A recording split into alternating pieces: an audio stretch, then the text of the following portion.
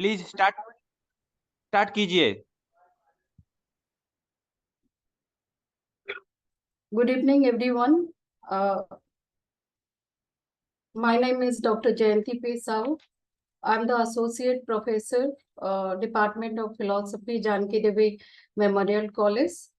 My paper title of my paper is Revisiting Ancient Indian Knowledge System and its Application in Higher Education. I have divided my presentation into three parts. First part, I'll focus on higher education and its concern. Secondly, about ancient Indian knowledge and its pedagogy. Thirdly, its application to higher education. As you all know, Indian philosophy is distinctive in its application of analytic rigor to metaphysical problems and goes into very precise detail about the nature of reality, the structure and function of human psyche, and how the relationship between the two has important implication for human salvation. Rishi-centered philosophy on an assumption that there is a unitary underlying order, Rita, in the universe, which is all pervasive and omniscient. The efforts by various schools were concentrated on explaining this order and its metaphysical entity as its source. The concept of natural law, dharma, provided the basis for understanding questions of how life on earth should be lived. The sages urged humans to discern this order and to live their lives in accordance with it.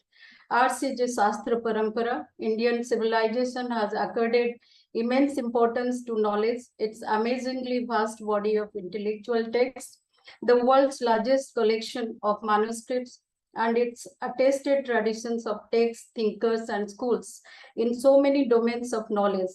In Srimad Bhagavad Gita, Lord Krishna tells Arjun that knowledge is the great purifier and liberator of the self. Indian knowledge tradition is ancient and uninterrupted, like flow of the river Ganga from the Vedas to Sri Aurobindo. Knowledge has been at the center of all inquiry.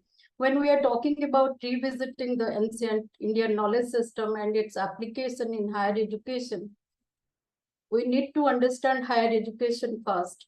Higher education has always occupied a significant position in society and thereby the subject of speculation. In the 21st century, higher education acquired an egalitarian character.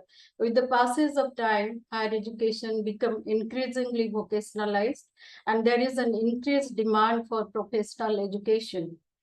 During the COVID-19 pandemic, there is an excess demand for information and communication technology, and this led to paradigm shift in education, philosophy, and pedagogy. When we talk about the nation building, it is always connected with higher education system. In the framework of national development, the role of higher education has been recognized at the global level and has been defined in the context of the requirements of 21st century by international organizations, committees, and commissions set up by them. In 1948, for the first time, the importance of higher education was formally recognized. This is the time the United Nations adopted the Universal Declaration of Human Rights. It ordained that education should promote understanding, tolerance, and friendship among all nations. The declaration provided a philosophical platform for the development of higher education with Article 26, which are as follows. Education shall be directed to the full development of human personality. The philosophical aspects of higher education are also highlighted in UNESCO's report of the International Commission on Education for the 21st Century, popularly known as the Delors Report. The report proposed 4 pillars on which education is built, namely learning to be, learning to know, learning to do, and learning to live together.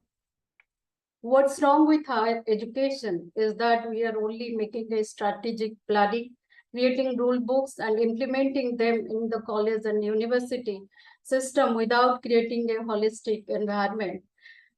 Through higher education, we are creating scientists, technocrats, engineers, doctors, etc., but not humans. These are the follows: disinterestedness among the teachers and students. Quality of education is not a major concern. Faith, honesty, and integrity are no more there. Sincerity, hard work, mutual understanding, and respect are not in practice. Compassion and gratitude are no more practice inside the institute. The curriculum doesn't provide enough space for practical learning and critical thinking. The curriculum doesn't provide space for physical and mental stability, and thereby creates stress, anxiety, and unhappiness in the mind of both teachers and students.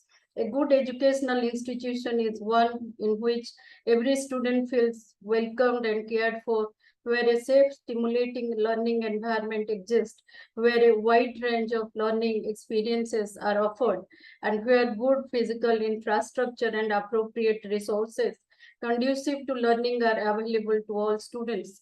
Attaining these qualities must be the goal of every educational institution. However, at the same time, there must also be seamless integration and coordination across institutions and across all stages of education. Most important is there is a good bonding between the guru and the sisya, and both of them should work in a stress-free, friendly environment. These things are missing within the higher education. Loss of values and not respect for the traditions and culture has created an emptiness.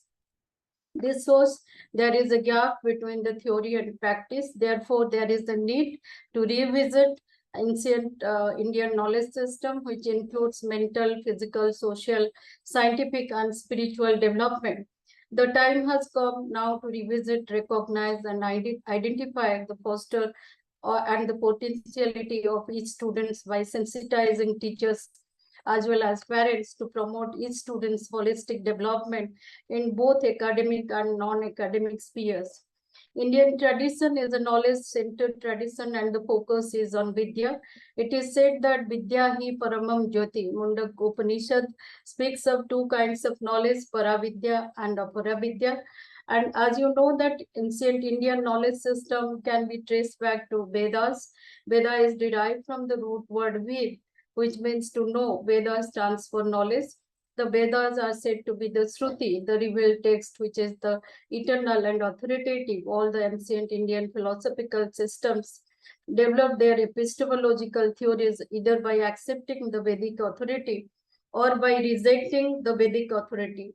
There are four essential components involved in the ancient Indian knowledge system as metaphysics, tattva vichar, epistemology, praman vichar, ethics, purusartha vichar, and logic, tarka vichar. When it comes to the explanation of the empirical world, all these components are interrelated. All discussions on knowledge revolve around darshan, gyan, and vidya. It is said that darshan is the system, the point of view, which else lead to knowledge. When knowledge gathered about a particular domain is organized and systematized for purposes, say reflection and pedagogy, it is called vidya or discipline. Indian philosophers showed genuine interest in the analysis of knowledge and arguments, in the criteria of knowledge that reveals reality, in the reveals of logic and dialectics, in the search for sound philosophical arguments, and so on. The literature on this issue is very rich and varied. The ancient knowledge system was never dogmatic. It was based on experiential learning. The Nyaya, the Vaisesik, and the Visishtadvait Vedanta are the main system of Indian philosophy that seems to give importance to the quality theory of education. Gautam refers to knowledge through the term buddhi and states the term upalabdhi and gyan are synonymous. Like other Nyayikas, Jayanti is of the view that knowledge is the quality of the soul. Buddhi is knowledge, not an instrument of knowledge. Indian philosophical systems have divergent views regarding knowledge, whereas Nyaya holds that knowledge is the product of the mind with the self, thereby giving a realistic explanation of the theory of knowledge. The Advaita theory of knowledge is based on eternal pure consciousness, Sakhyata Pratiti Pratyaksham. Basayan said, like Nyaya Darshan, other Darshan, as well as speak of fourfold classification of disciplines that forms the subject matter of study: knowledge of Vedic scriptures, knowledge of agriculture and commerce, knowledge of politics and law, knowledge of philosophy and abhishek. Basayan comments that each discipline has its own distinct method or prasthana, and this distinct method of the fourth Anavikshik philosophy is illustrated by its special examination of the 16 categories, which includes means of knowledge, objects of knowledge, validity or invalidity of arguments, and determination of truth, and so on. So the method of questioning is a part of Darshanik Parampara. This is clearly brought out by Kena Upanishad. To know the reality, the students ask the question to the teacher, Kena Sitam Prasitam Manaha, Kena Pranaha, Prathama Pratiti Yuktaha, Kena Sitam Vachamima Vadanti, Chakyu Srotam Kau Devo Yunakti. That is the Kena Upanishad, chapter 1. It is the ear of the Guru replies that it is the ear of the ear, the mind of the mind, the speech of the speech, the life of the life, the eye of the eye. Having detached the self from the sense organs and renounced the world, the wise attains to immortality. The answer given by the Guru was follow. The eye doesn't go thither, nor speech, nor the mind. We do not know it. We do not understand how anyone can teach it. It is different from known. It is above known. Thus, we have heard from the perception of the world who taught it. Without the knowledge, thus the method of questioning is an important contribution of the ancient Indian knowledge system to the whole world. This method of questioning was a part of Shruti texts as well as carried forward by Smriti texts such as Bhagavad Gita. Arjuna asked questions to Krishna, Mahabharata, Yaksh Prasna to Yudhishthir. However, this type of questioning is no more practiced among students in the 21st century.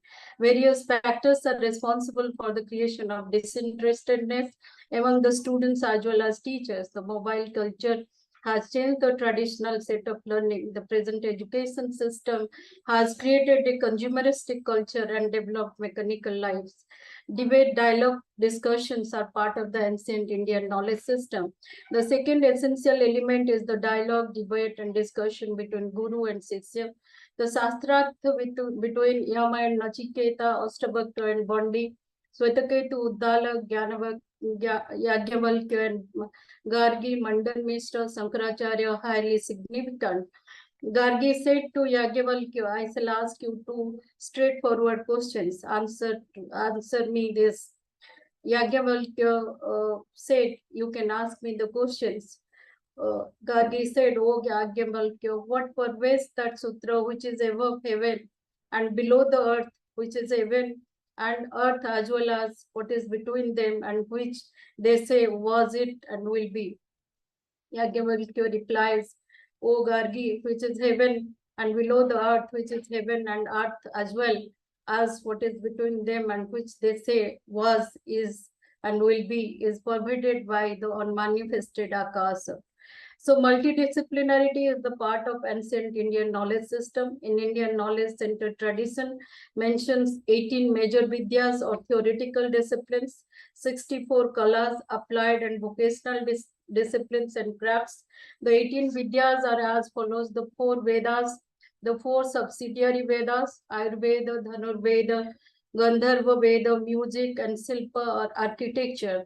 Purana, Nyaya, Mimamsa, Dharma Shastra, and Vedangas, 6 auxiliary sciences, phonetics, grammar, mere astronomy, ritual, and philology. These form the basis of 18 sciences in ancient India. As far as the applied sciences are concerned, there are competing enumerations of 64. Science and religion are never tuned with each other. Rather, they work together. Progress in science has never been a hindrance to spiritual growth in ancient India. The disciplines like astronomy, mathematics, chemistry, physics, and medicine flourish together in India. Rules and disciplines are followed up and clearly mentioned in the Vedic texts as well as Charak Samhita.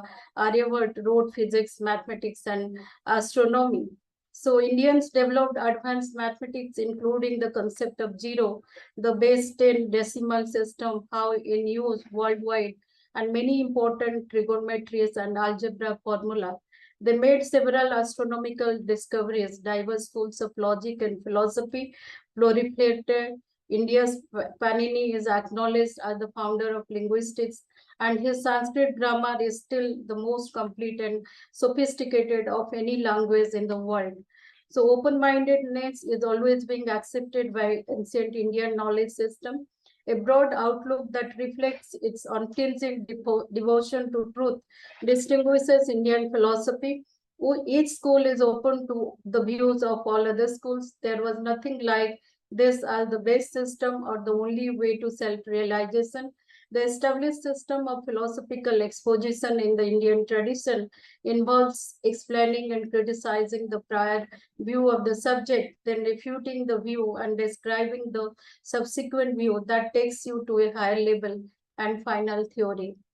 Because of a continuous exchange of ideas, the philosophical systems have with time become more sophisticated and complete. The ancient knowledge system focused on knowledge of the text, participatory research, interactive learning, open-mindedness, autonomy, human dignity, and respect. We have to make a distinction between Gyan and knowledge. The focus is on holistic education, which means individuals' mental, physical, social, material, emotional, and spiritual development. The emphasis is on experiential learning through the Indian value system by adding virtue, empathy, compassion, collective learning, character building, etc. Bridge the gap between theory and practice and more emphasis on the practical component. Cherish the idea of Bahujan Hitaya, Bahujan Sukhaya. Cherish the idea of Vasudhaiva Kutumbakam. The main objective of ancient Indian knowledge was to create a society where all living beings can live together in a harmonious way, leading healthy and wealthy life. The time has come to revisit the higher education system and apply traditional pedagogy in order to create healthy atmosphere where we can create interest among the teachers and the students. The new education policy 2020 has acknowledged the importance of ancient knowledge system and its application in higher education. NEP 2020 defined ancient Indian knowledge system as the rich heritage of ancient eternal Indian knowledge and thought has been guiding light for this policy. Yes. World-class institutions of ancient India such as Takshashila, Nalanda, Vikramasila, Vallabhi set as the highest standards of multidisciplinary teaching and research and hosted scholars and students from across backgrounds and countries.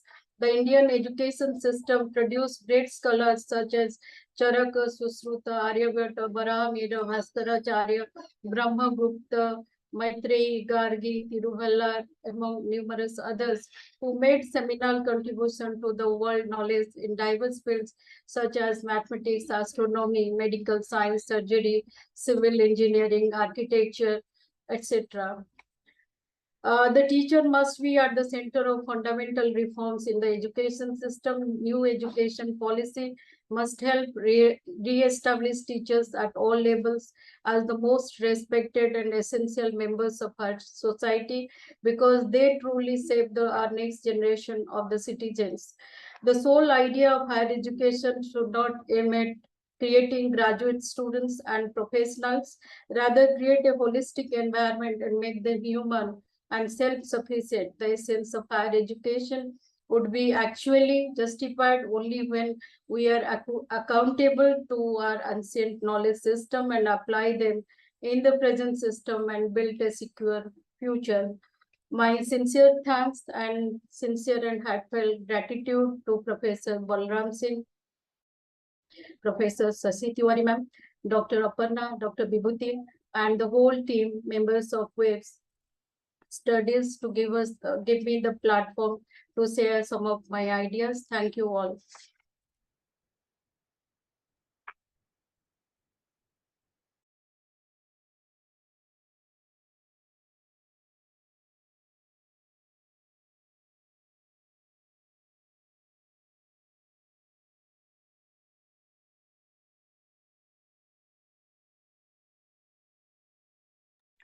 Done? Completed? आप मुझे सुन पा रहे हैं?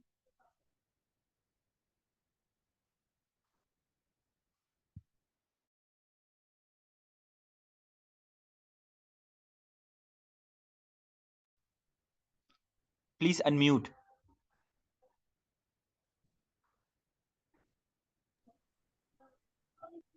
Okay. Can you hear me? आप सुन पा रहे हो मुझे? Good evening, sir. हाँ, good evening. Good evening. Good afternoon. मेरी आवाज आ रही है आपको? हेलो, आप मुझे सुन पा रहे हैं?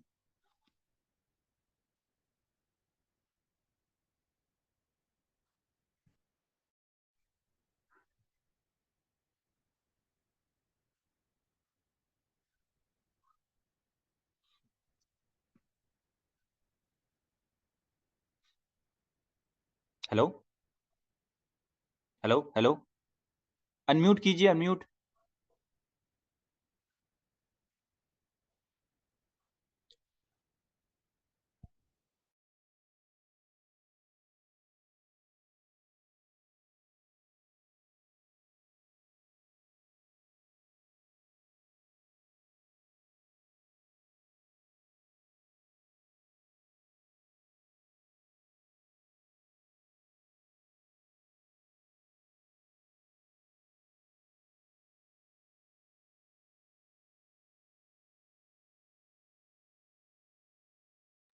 आवाज आ रही है आप?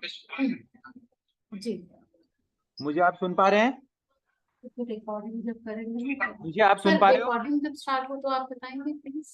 Recording is going on. आप मुझे सुन पा रहे हैं? रिकॉर्ड हो रहा है वैसे।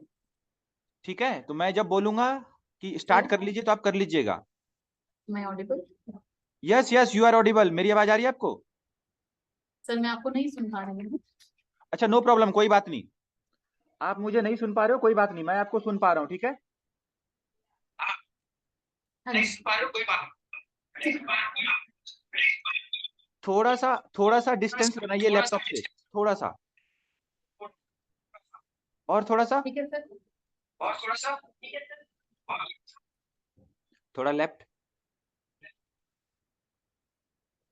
ज्यादा हो गया। बस बस बस बस बस, थोड़ा सा और डिस्टेंस।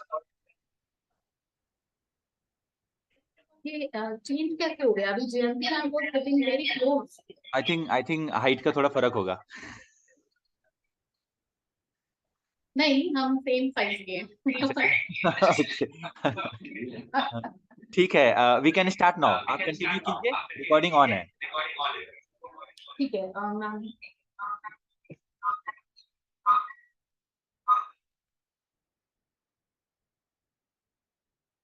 नमस्कार, मेरा नाम तनुजा रावत है। मैं जानकी देवी मेमोरियल महाविद्यालय के संस्कृत विभाग में प्राध्यापक हूँ। मेरा विषय है वैदिक मनोविज्ञान एवं आधुनिक मनोचिकित्सा। आधुनिक मनोचिकित्सा वर्तमान समय में मानसिक रोगों को सुलझाने का प्रयास करती है, तथापि एकांतिक एवं आत्यंतिक उपाय नहीं कर पाती। जो कुछ प्रयास सफल होते हैं, यदि उनके मूल में देखा जाए तो वे वैदिक उपाय ही हैं। यह कहना अतिशयोक्ति नहीं होगा कि आधुनिक मनोचिकित्सा वस्तुतः वैदिक मनोविज्ञान पर ही आधारित है। अंतःकरण के 4 घटक होते हैं: मन, बुद्धि, चित्त और अहंकार। इनमें मन और बुद्धि प्रधान है। चित्त और अहंकार का समावेश इन्हीं दो में किया जा सकता है। वेदों में अनेक ऐसे सूक्त प्राप्त होते हैं, यथा शिव संकल्प सूक्त, सामनस्य सूक्त, संज्ञान सूक्त इत्यादि, जिनमें मनुष्य के अंतःकरण का बड़े ही सूक्ष्म प्रकार से विश्लेषण किया गया है। आवश्यकता है तो उन्हें एक नवीन दृष्टि से देखने की तथा उसके नव प्रवर्तनीय उपयोग की। सामनस्य सूक्त में मन का गहन विश्लेषण है तथा संज्ञान सूक्त बुद्धि की समता पर बल देता है। शिव संकल्प सूक्त में मन और बुद्धि दोनों के सकारात्मक ऊर्जा से परिपूर्ण होने पर बल दिया गया है। शिव संकल्प सूक्त में ईश्वर से प्रार्थना की गई है कि मेरा मन शिव अर्थात कल्याणकारी संकल्प वाला हो।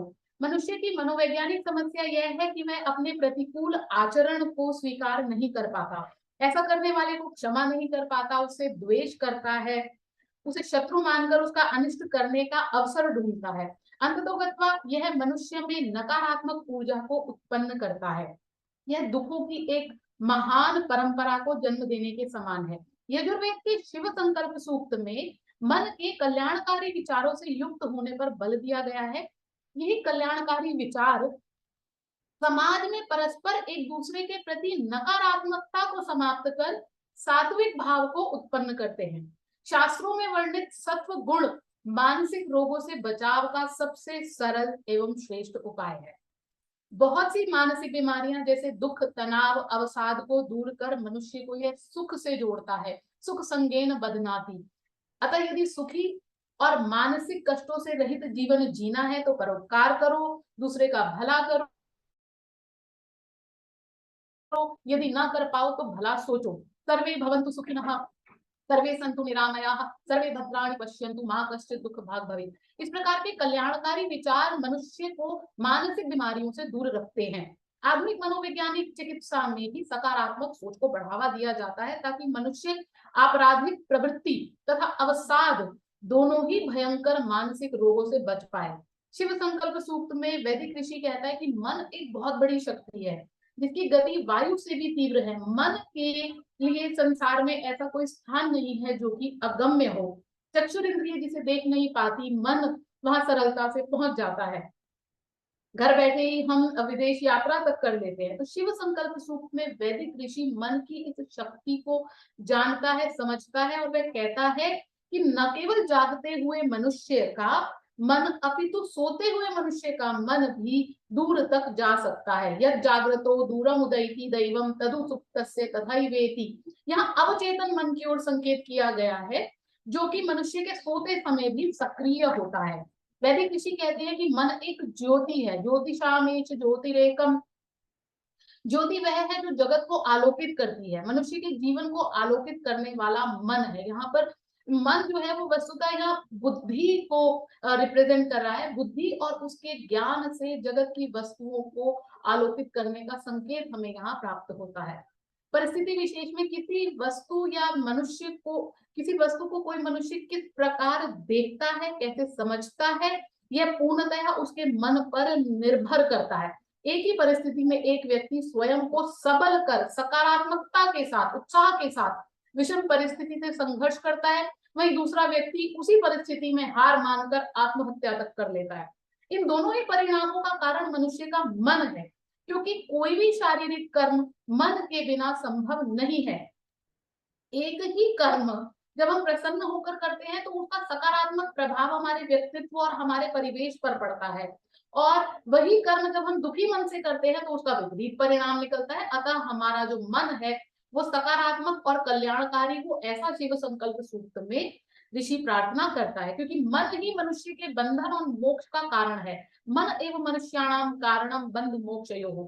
शिव संकल्प सूक्त में मन जो है वो अपूर्व अद्वितीय है, वो बुद्धि का कार्य करता है। प्रज्ञान, चिंतन, धृति। प्रज्ञान क्या है? विशिष्ट ज्ञान, ये बुद्धि का कार्य है। इंद्रियों से प्राप्त होने वाला ज्ञान सामान्य ज्ञान होता है, लेकिन मन और बुद्धि किसी भी विषय के गुण, दोष, उसके सकारात्मक, नकारात्मक पक्ष का गंभीर अध्ययन, विश्लेषण करते हैं, विवेचन करते हैं। यही प्रज्ञान है। उपनिषदों में इस प्रज्ञान को ब्रह्म कहा गया है। प्रज्ञानम ब्रह्म। तो मानसिक रूप से जो रुग्ण व्यक्ति होता है, बीमार है, वो किसी विषय पर इस तरह से एनालाइज नहीं कर पाता, वो गहन विश्लेषण नहीं कर पाता। वैदिक ऋषि कहता है कि मन चिंतन शक्ति है। मन संकल्प विकल्प करता है। संकल्प विकल्पात्मकम मनः। न्याय दर्शन में बुद्धि जो है तद विषयक निर्णय लेती है, लेकिन मानसिक रोगी इस प्रकार किसी भी विषय का, किसी कर्म के परिणाम का चिंतन नहीं कर पाता, उस पर उचित निर्णय नहीं ले पाता या गलत निर्णय ले लेता है, स्वयं को और अन्यों को कष्ट में डाल देता है। एक मानसिक रोग का यह एक प्रकट और स्पष्ट लक्षण है। वर्तमान में बढ़ते हुए अपराध इसके बहुत से उदाहरण हैं। एक व्यक्ति अपने साथी को मारकर उसके शरीर को काट कर फ्रिज में रख देता है, ये मानसिक रोग का प्रकट लक्षण है। एक मानसिक रोगी इस तरह का जघन्य कृत्य कर सकता है क्योंकि उसके मन की चिंतन शक्ति अपरिशुद्ध हो गई है, उसकी बुद्धि कुमार्ग पर चल पड़ी है। मानसिक रोग का एक अन्य लक्षण है कि पूर्व ज्ञात व्यक्ति है या वस्तु है उसे वो पहचान नहीं पाता। वैदिक ऋषि इसका कारण भी मन को मानते हैं कि मन एक धारण शक्ति है। जब भी मनुष्य किसी वस्तु को देखता है, उसका ज्ञान उसे होता है, तो उसके संस्कार अवचेतन मन पर पड़ते हैं। पुनः वही वस्तु जब सामने आ जाती है तो वो संस्कार उद्बुद्ध हो जाते हैं, तो मन में सामर्थ्य है कि वह इन संस्कारों को धारण कर पाए। परंतु एक मानसिक रोगी इस प्रकार किसी भी वस्तु के ज्ञान को अवचेतन मन में धारण नहीं कर पाता, इसलिए वो सद्य प्राप्त हुए ज्ञान को भी अग्रिम क्षण में भूल जाता है। उपाय स्वरूप भारतीय दर्शन में मानसिक स्वास्थ्य की रक्षा के लिए मीमांसा, वेदांत, सांख्य, योग, न्याय, वैशेषिक, ये 6 आस्तिक दर्शन दुख की एकांतिक और आत्यंतिक निवृत्ति के उपाय बताते हैं। परंतु आज उस ज्ञान, उन उपायों की उपेक्षा करने के कारण, केवल शारीरिक रोगों को महत्व देने के कारण हम एक ऐसे समाज में पहुंच गए हैं जहां हर दूसरा व्यक्ति न्यूनाधिक मानसिक आदि, तनाव, अवसाद, उत्कंठा से ग्रस्त है। आधुनिक चिकित्सा पद्धति में जो मनोरोग विशेषज्ञ तक पहुंच जाते हैं, उनकी काउंसलिंग होती है, उनके कष्ट के मूल कारण तक पहुंचा जाता है, उसका उपाय किया जाता है। और जो मनुष्य मनोरोग विशेषज्ञ तक नहीं पहुंचते, वो अपनी बीमारी को स्वयं नहीं पहुंचा पाते, वे या तो स्वयं को मारते हैं या फिर दूसरों को मारते हैं। पाश्चात्य मनोविज्ञान की बात करें तो फ्रायड, जिन्हें फादर ऑफ साइकोलॉजी कहा जाता है, उनकी मनोविश्लेषण पर एक पुस्तक है, इंट्रोडक्टरी लेक्चर्स ऑन साइकोनाइलाइसिस, 1917 में प्रकाशित हुई। इसमें मन के वो 3 भाग करते हैं, ईगो, सुपर ईगो और इड। ईगो दिखाई देता है, दिखाई नहीं देता, समझ लीजिए, ईगो दिखाई नहीं देता, परंतु हम उसे जानते हैं, हम उसका अनुभव करते हैं। सुपर ईगो हमारे व्यवहार में प्रत्यक्ष बाह्य रूप से दृष्टिगत होता है। इड, ये बहुत महत्वपूर्ण है, इड दिखाई नहीं देता, लेकिन हमारी छुपी हुई कामनाएं जो दब जाती है, जिन्हें हम दबा देते हैं, वो इसमें रहती है। वस्तुतः ये जो इड है वो अवचेतन मन है। सभी प्रकार की वासनाएं, संस्कार जो है इस अवचेतन मन में रहते हैं। फ्रायड के अनुसार यही सुपर ईगो बनकर मनुष्य के बाह्य क्रियाकलाप को न केवल नियंत्रित करता है, अपितु शारीरिक रोगों का कारण भी बनता है। ऐसा उन्होंने अपनी पुस्तक स्टडीज ऑन हिस्टीरिया 1895 में जो प्रकाशित हुई उसमें कहा। इस समस्या का समाधान कहाँ है? भगवत गीता। भगवत गीता कहती है कि कामनाओं को दबाना नहीं है, कामनाओं का त्याग करना है। प्रजहाति यदा कामान सर्वान पार्थमनोगतान आत्मन्येवात्मना तुष्टा स्थित प्रज्ञस्तदोच्यते। मनुष्य को इन सभी कामनाओं को शांत करना है। कामनाएं नदी के समान है और एक स्थित प्रज्ञ योगी विशाल समुद्र के समान है। नदियां जिस प्रकार समुद्र में मिलती हैं, समुद्र उनसे उद्विग्न या दुखी या खिन्न नहीं होता, कामनाएं भी योगी में उस प्रकार आकर मिल जाए। आपूर्यमाणम अतुल प्रतिष्ठम समुद्रम आपः प्रविशन्ति यद्वत् तद्वत् कामा यम प्रविशन्ति सर्वे स शांतिम आपनोति न काम कामी। तो स्थित प्रज्ञ योगी को ही शांति मिलती है, जो कामनाओं के पीछे भागता है उसको शांति नहीं मिलती। प्राइड, इड का मूल कारण सेक्सुअल एनर्जी को मानते हैं, जो कि कामनाओं का एकांगी और संकीर्ण रूप है। वैदिक साहित्य में कामनाओं का अर्थ 5 इंद्रियों के विषयों से जुड़ा है। जब हम ब्रह्मचर्य की व्याख्या करते हैं तो उस समय केवल गुप्त इंद्रिय का संयमन न जोड़कर अपितु सारी इंद्रियों के विषयों में वैराग्य की भावना को जो है ब्रह्मचर्य कहा जाता है। फ्राइड के शिष्य है स्विस मनोवैज्ञानिक कार्ल जूंग, 1875 से 1961 इनका समय है। ये भी फ्रायड के इस सिद्धांत का विरोध करते हैं कि कामनाओं का अर्थ केवल सेक्सुअल ऊर्जा नहीं है, अपितु सभी प्रकार की कामनाएं हैं। इसी के आधार पर वे 16 प्रकार के व्यक्तित्व की चर्चा अपनी पुस्तक में करते हैं। वर्तमान में पाश्चात्य वैज्ञानिक है हार्वर्ड गार्डनर। ये इनका बहुबुद्धि सिद्धांत जो है बहुत प्रसिद्ध हुआ। हाल ही में ये हार्वर्ड यूनिवर्सिटी से सेवानिवृत्त हुए हैं और शैक्षणिक क्षेत्र में ये अपने सिद्धांत का प्रयोग करते हैं। वो अपनी पुस्तक थ्योरी ऑफ मल्टीपल इंटेलिजेंस में कहते हैं कि कक्षा में बैठे प्रत्येक छात्र की बुद्धि दूसरे छात्र से भिन्न है। किसी की बुद्धि तार्किक है, किसी की वैज्ञानिक, किसी की सांस्कृतिक, किसी की मैथमेटिकल, किसी की म्यूजिकल। तो 8 तरह की बुद्धि का वे वर्णन करते हैं और कहते हैं कि इस तरह की असंख्य और भी बुद्धियां हैं। तो क्या ये है हमारे वेदों में? बिल्कुल। भारतीय शास्त्रों में बुद्धि के इस प्रकार भेद किए हैं। भगवत गीता में भगवान कृष्ण कहते हैं कि व्यवसाय आत्मिका बुद्धि एक कुरुनंदना बहुशाखा यनंताश्च बुद्धयो व्यवसायिनाम। 18वें अध्याय में सात्विकी, राजसी, तामसी 3 तरह की बुद्धि का वर्णन है। आयुर्वेद में बुद्धि के धी, धृति, स्मृति 3 भेद है। उत्तरोत्तरीन धी, धृति, बुद्धि के भी असंख्य भेद है। गीता में तो धृति के, सात्विक, राजसी, तामसी के 3 भेद 18वें अध्याय में प्राप्त होते हैं। स्मृति भी कई प्रकार की है, भूतकाल की स्मृति, पूर्व जन्म की स्मृति, निकट वर्तमान की स्मृति। तो वैदिक ऋषि कहते हैं कि इन सबको नियंत्रित करने वाला मन है। यहाँ तक कि भूत, वर्तमान, भविष्य, इन सबकी क्रियाओं को नियंत्रित करने वाला मन ही है। जो हम भूतकाल में देख चुके वो अवचेतन मन धारण कर रहा है, वर्तमान में जो विषय हो रहे हैं उनका ज्ञान हमें मन के कारण हो रहा है, भविष्य का जो हम चिंतन कर रहे हैं वो मन के माध्यम से कर रहे हैं। तो इस तरह जब मन कल्याणकारी विचारों से युक्त होगा तभी मनुष्य का जीवन भूत वर्तमान भविष्य सब उन्नति करेगा। तो मनुष्य के जीवन में सफलता पाप पुण्य ज्ञान अज्ञान धर्म अधर्म ये सब मन पर ही निर्भर करता है। शिव संकल्प सूक्त में जो अंतिम मंत्र है वो मन बुद्धि की भांति कार्य करने वाला है ऐसा वो बताता है। तो मन वह सारथी है जो बुद्धि का कार्य है, जो लगाम की सहायता से मनुष्य रूपी अश्व को सही दिशा में ले जा सकता है। अथर्ववेद का जो सामंजस्य सूक्त है वो प्राणियों में समभाव परस्पर सौहार्द की भावना हो वो ऐसी प्रार्थना करता है। ऋषि कहता है कि सब समान हृदय वाले हो, सबके मन समान हो, द्वेष रहित हो, एक दूसरे की भी इसी प्रकार कामना करे जैसे गाय नवजात बछड़ा एक दूसरे की कामना करते हैं। राष्ट्र की मूल इकाई कुटुंब है और कुटुंब में रहने वाले सदस्यों का पारस्परिक व्यवहार कैसा हो ये भी वे बताते हैं। पुत्र पिता के अनुकूल कर्म वाला हो, माता के समान मन वाला हो, पत्नी पति के लिए मधुर शांतिपूर्ण वाणी बोले, तो ऐसा होने पर परिवार में सुख शांति का साम्राज्य होगा, मधुरता होगी, परिवार में सुख शांति होगी तो राष्ट्र भी इससे प्रभावित होगा ही। इस प्रकार मनुष्य का मन एक सुदृढ़ राष्ट्र का निर्माण करने में उपयोगी है। ये हमें सामंजस्य सूक्त में ऋषि बताते हैं। सामंजस्य सूक्त में एक बहुत महत्वपूर्ण तथ्य है, मानसिक शांति का, समाज की उन्नति का, सुदृढ़ राष्ट्र के निर्माण का कारण है वाणी। अन्योन्यस्मै वल्गु वदंत। विचार कीजिए कि मधुर जो वाणी है वो सभी के हृदय को आह्लादित करती है। वाणी से मित्र है, वाणी से शत्रु है।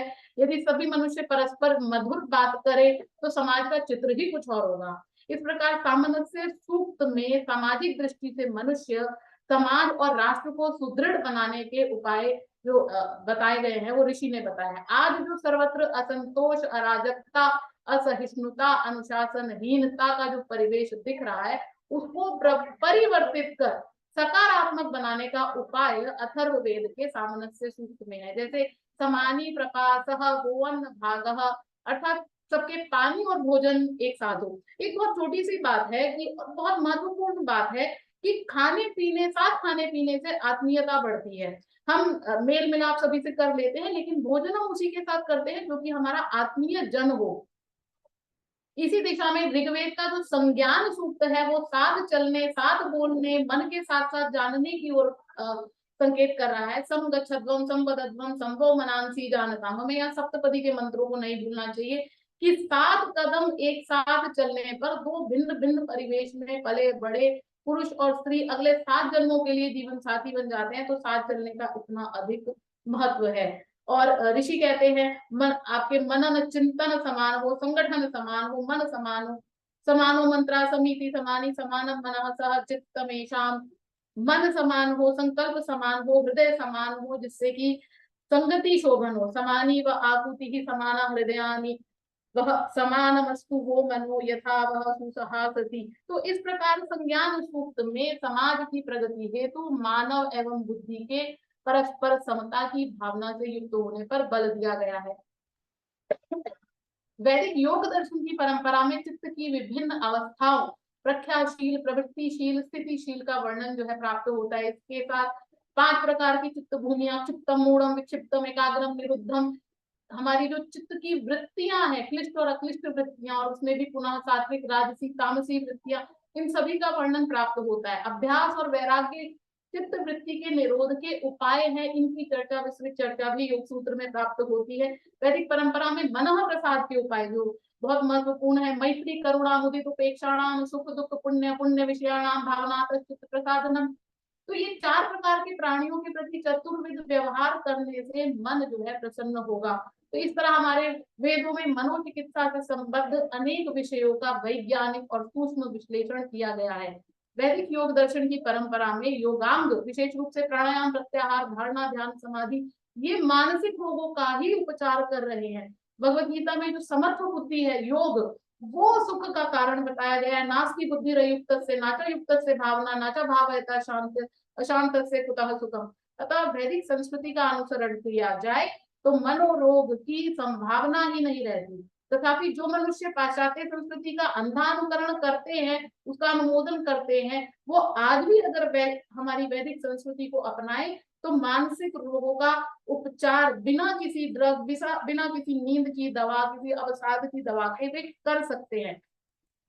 अंत में मैं कहना चाहूंगी कि जो ये आधुनिक मनोविज्ञान है, ये अवसाद से बचने के लिए ये सीमित मात्रा में नशीले जो ड्रग हैं उनका सेवन करने का परामर्श देते हैं। इस प्रकार के जो ड्रग हैं वो बड़े कृत्रिम रूप से अल्पकाल के लिए चित्तवृत्तियों का निरोध करते हैं और इनके जो परिणाम है वो बड़े घातक है।